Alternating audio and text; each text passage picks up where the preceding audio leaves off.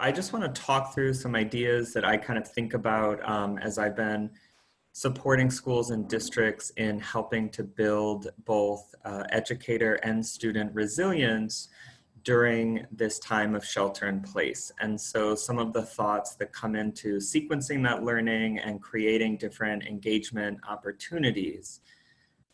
So if we could look at the next, so what we see here is just basically thinking about when I'm working with a school or district, the fact that I want to provide an introduction to the work kind of at that surface level around key social emotional supports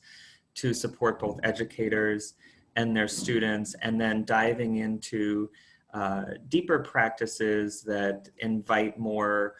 co-creating and sharing of strategies, and also deepening our knowledge and our practice. So thinking right now about how to support educator self-care and resilience, and then looking at how we then support students. And then finally, thinking about how this work will not only transfer to and support addressing our needs right now, but also when we come back to school in the fall, right? So we're experiencing this time of collective trauma. And so realizing now more than ever,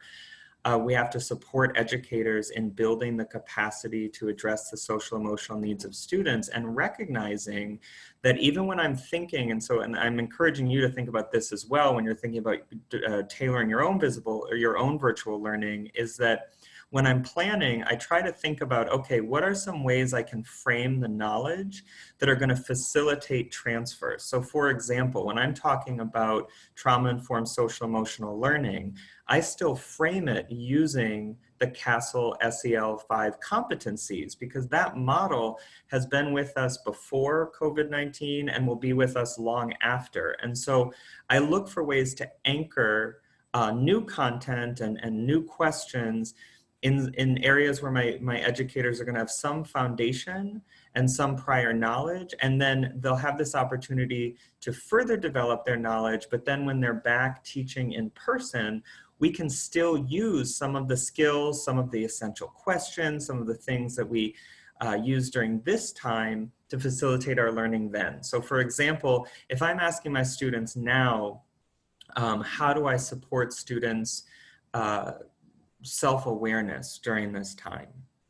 I can still come back to that question in the fall and ask the same question when I'm teaching in person, and ways that I can embed that competency within my instruction, helping to develop their self-awareness as learners, for example, or their relationship skills or their social awareness. And so I try to anchor it in concepts that will facilitate transfer of knowledge and that will provide value for teachers now and in the future, because right now we're so inundated with new apps and new things to try and etc. And a lot of those things will serve a purpose now, but they may or may not be as useful when we return to in-person learning. So I look for some things that will endure.